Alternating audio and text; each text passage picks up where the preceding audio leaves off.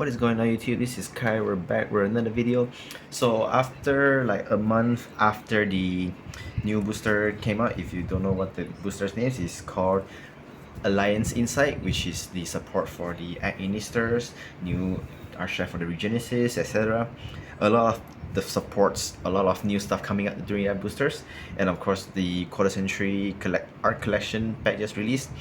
And I made a profile about the Eldritch Orcus, but I haven't made a profile about the deck I'm currently using, which I'm still struggling to find the correct build after like a month or so. But now I already found it. It's not like the correct build or the perfect build, it's just like the suitable build I'll be using currently against my environment or the metagame right now, and the deck is Malice. Yes, you guys probably be wondering, like, there's a lot of Malice lists out there. We have lists from Taiwan, from Japan, even the TCG itself has a lot of Malice topping currently, but the playstyle and the environment definitely is not the same. Not to mention you can net decking from the Twitter, YouTube, anywhere, but the playstyle and the mindset is not gonna be the same. Of course, we have all different thinkings. Well, this is my build. I got 4th place for 2 weeks and 1st place for 2 weeks.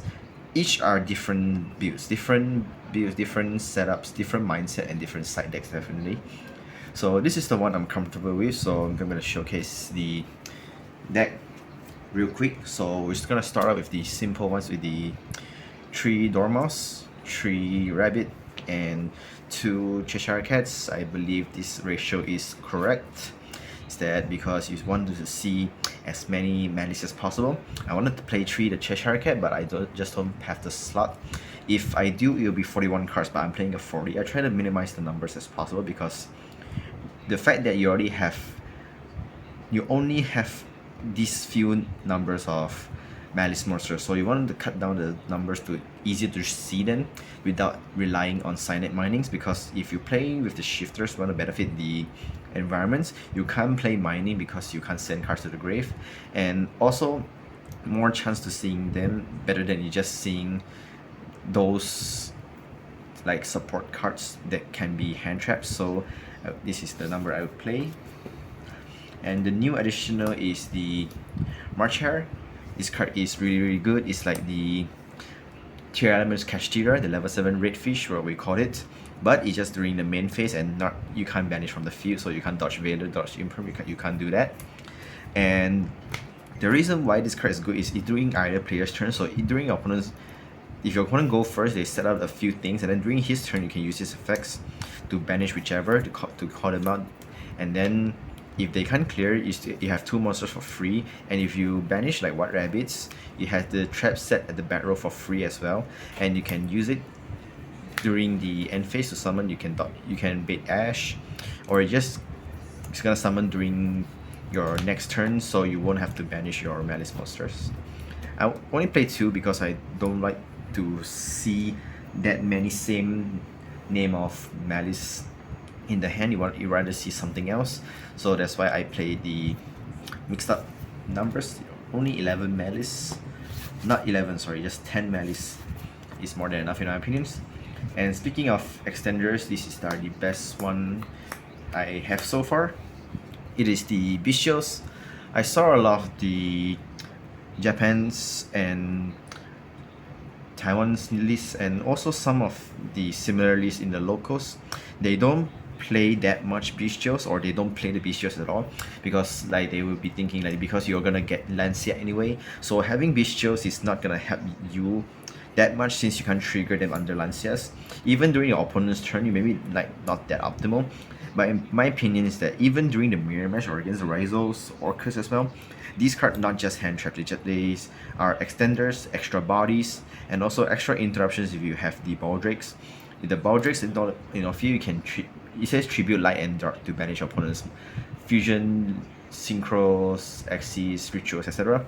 You can tribute the Malice you want and let them be in the graveyard, so you can have other Bestials to banish them, to bring them back, and then you can have like the GWCs to bring them back as well, since at the graveyard you have more benefits and also more targets for the March Hare as well.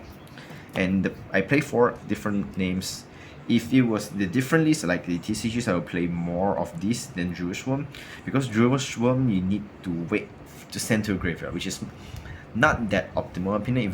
If you're gonna go first, they're not gonna touch you anyway, you have to link it away. Well, for this, if you have another light and dark, which is probably a lot, it is still an extra interruptions, better than nothing, like, in my opinion. And like I said, any Malice plus any Bestials is basically full combo, the optimal combo as well. So the Bestials, and the next up, the support from Alliance Insight is also one of the best extenders they give to Cyberse. It is backup Inisters, and what this card does is if you have an extra deck monsters on the field that is a Cyberse type, you can special summon from a hand, or I should say, if you have a extra deck monsters on the field that is special summon from the extra deck that is Cyberse, you can special summon from a hand. And there's also, when this card is normal or special, you have to search a dark Cyberse type monster from deck to your hand. If you do, discard a card afterwards. The discard part is really not that important, but it is something else to keep in mind. It's like if you have zero Malice in your hand, you can normal summon this and have another Bestials in your hand. You get to search whichever the Malice you want, discard that particular Malice, and then you Bestials just bring them back. It's still combo. And also, this is the reason why you can play under Lancia. You summon your any Malice, you go into any Cyberse link ones, and then you summon this. You search for whichever you want, and then those two into Splash Mage, revive the Malice just discarded, make a link 3, and then just a mini board to help you endurance all the way. And their last extender for Cyberse type, it is the Wizards Agonisters. This is a similar as Backup Secretary. If you have a Cyberse monster that shows something from the extra decks, you can activate its effects by targeting one Dark Cyberse monster from your graveyard. If you do, special summon this and that monster in defense position on the field. Afterwards, for the rest of the turns, you can't special summon monster from the extra deck except Cyberse types. So this is a little bit tricky in our situations because we have Appaloozas. So you can't make Appaloozas if you use this as extenders, and also Dodge Lancia as well. Dodge Lancia, and this also a extenders after Nibiru, etc. But if you plan to play this, you not necessarily have to make Appalooza all the time. Appalooza is not really that necessary, in my opinion. The only reasons that you want more and more extenders because this deck is like more fragile than it used to be. It's like one Lancia can stop your entire decks. So you want the extenders that doesn't rely on banish, and also that can splash a lot without using the banish piles. Like you have Splash Mage, you have like the Malice Red Ransom, because you can search for the new spells, so you can explain that later. And you can use the White Binder to set the Searcher's Trap, and then you search March Hare during your opponent's turn. You can interact from there on. So that's why you need more of these stuff on your hand to help keep you going. And also, this is also searchable by this as well, so do keep in mind. And for hand traps, the basics: Maxis, Ash, Imperm, and Dominus Pulse. This is the only hand trap I play in the main decks. Not much needed necessary. Impulse itself already did a lot. And Maxis, Ash is Ash, Imperm is Imperm. I saw a lot of people drop Imperm because it's like, oh, they are Orcus and they are Regenesis and Blue Eyes. Imperm doesn't really do that well in their opinion, but in my opinion is that you want Imperm not because of you want to stop your opponent's combo, but you also can act this as a board breaker as well. Like especially against Raizo, they are end on the detonator, possibly 4 materials or 3 materials. You have this during the main phase, you target the detonator and force them to pop itself to revive back using the Eclipse. So by doing so, your one card exchange to 2 materials, which is really not that bad. If you draw multiple, it's fine. You activate once for force him to revive it, or which case scenario is that you can Imperm it, and then if change the effects to pop itself, you wanted to revive back itself, and if they mistaken without any field spell, or you wanted to bait out, you can just bestial their detonator and force the field spell to negate it. And then if they summon back the detonator, they only have 2 materials, which is like easier to deal with than with just 4 materials in my opinion. And also, not to mention that if you don't have the beast chest, if you imprint it, and then he pop itself, you want to summon back, you pause it, then you just get rid of the detonator for good. Let's see, hand traps, and for the spells, of course the guard card in my opinion is the Malice Underground. Ghost Sarcophagus from anywhere, hand, deck, graveyards, really good. Sadly you can't banish the field, but it's fine. And a lot of people forget that when this card is on the field, you can only attack Malice Link monster if you control Malice Link monsters.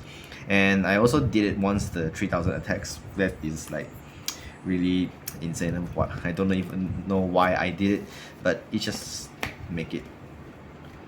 And the speaking of Ghost Sarcophagus, and the new card is Malice in the Mirror. This is the I would say this is like the forbidden chalice of the decks. It's like you activate target one face up monster opponent controls, and if you do, banish a Malice monster from your hand or field face up. If you do, negate effects. And if this guy is banished, you can target one Malice card in the graveyard, banish it. If you do, search for the same types. And this is the reason why the deck is more flexible now, and also against Lancia, because you make red ransom, and you can only search for the field spell for extenders for follow-up for next turns. But with this, you not only just search for follow-ups, you search for interruptions as well, because it's a forbidden chalice. You can just set it on the back row, and since Lancia can use during self turn, so your opponent can't Lancia you if you open this, you negate effect, and also it doesn't on response, so you can just target whichever you want, and then you banish the red ransom. Ransom effect's gonna bring back 2. You bring back the 2. You can bring back the white rabbit as well, and the white rabbit's gonna set the trap, and then and whichever the traps use, gonna have the additional effects because they have red ransom on the field for you as well. So this is needed, in my opinion. And hand trap hits, not much to say. And the traps just each one, so 40 cards in the main deck, not much to say. You only need 1 each unless you're playing 60s, but 60s I would not recommend to play multiples because you have ways to recycle back to your graveyard. So it's okay to only play 1, you have a lot of ways to bring it back, so yeah. So for the extra decks are just basically this almost same. These are the link ones. Spider is because for the Nibiru and also against Orcus, if they normal summon Gears 2 as combo first, they're gonna give you a token regardlessly, so you can just link the token away for free body. SP, Cyberse, Phoenix, Smash Mage, and Lizardos is pretty standards. Cyberse is for Chaos Hunter because we need something to pop Chaos Hunter, and Cyberse just has to do it. Phoenix is for back row hits, and also for the Tenpai matchup, if they play the Kwakimeru Dragons, you somehow have ways to summon 2 monsters that is not light and dark. You have Phoenix, although I don't know how to do it, but it's just there, so yeah. Link trees, not much to explain. These are all you need, only 1 each, so nothing more. Link Force, the new addition is Occult Talker.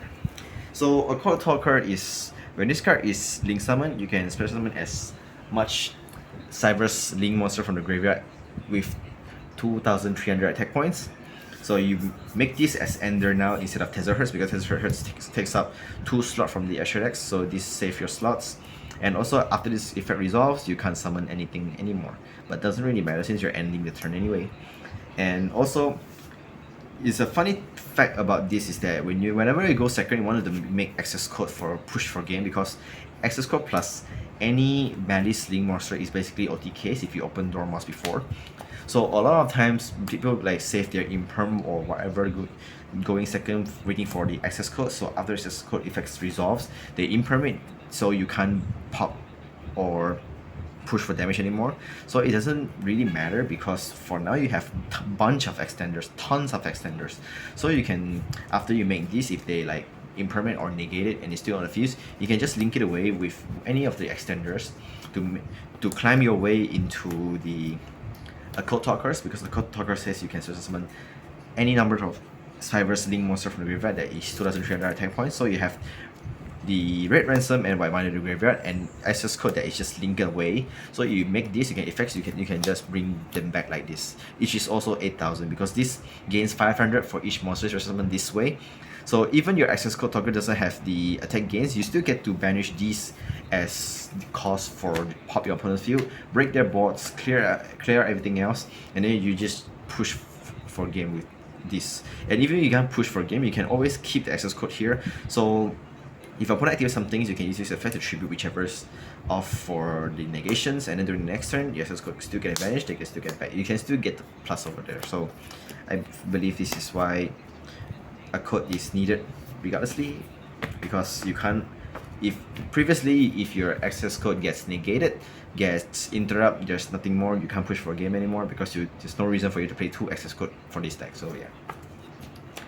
And for the side decks, you guys probably thinking that why I don't play shifters. Well, the shifters is in my side, so the reason I play shifter in the side is not the main deck, because I play Bestials. The slot's supposed to be shifters. I play with Bestial instead because I want more bodies on the field, and I don't like drawing shifters after several turns. So that is my opinion. And also certain decks that doesn't do much if you shifter them, like Tempai or Blue Eyes. If they play correctly, shifter doesn't do them any much. It only prevents them from discarding certain hand traps like Maxis or Vaders.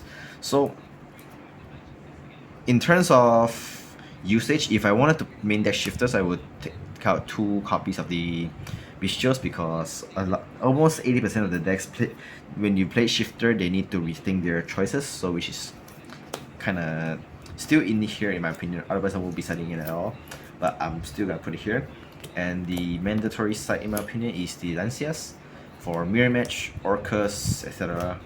And the card that is different from others build is that I play triple Phantasme, because it's supposed to be the Furuwaros in my opinion, and also of course why not just play the Mochamis, the Furuwaros, the Meow, the Nia Meow, the Purulia. Well, the reason for that is that I focus more on the Mirror Match and Orcus much more than the Rizos and other stuff, because Malice is the deck that is much more harder to encounter for like endurance match, and Rizos, if you like pick a point to interrupt it and they don't have the follow-ups, you can just clear and go for game that point. But against decks like Malice, you need to grind more, and you want more combo pieces, you want more bodies on the field, and Phantasme just helps you do so. Since your deck is vulnerable to imperm, this can help you prevent that as well. So not to mention, this doesn't crash with the Dominus Pulse. If you play things like the Mochamis, you might not be able to activate it because due to Dominus Pulse, and Vader Ogre as well, so that's why I play these. This is my opinion for the different kind of hand traps. And for back rows, Dusters and Heavy Storms, this is the only 2 I play. For back row hits, for Blue Eyes mostly. And for the main board breaker I play for the deck is the Tactics. I made this in the side as well. It's supposed to be the main deck if I did not play the Crossout and the third Bestials or second Bestials, because Crossout, in my opinion, in this match you don't really need to cross out that much, because most hand trap is not really that vulnerable to you. Well, we don't talk about Maxis, but you're vulnerable against like Lancias, Imperm or Vader. And Lancias, not a lot of people are gonna main deck it because it's not really that necessary in my opinion. And for if you have enough extenders to play through Vader Imperm, that's why you have a lot of extenders, so you don't need to extra cross out, and you can play the Tactics, you can play more because against Rizos as well.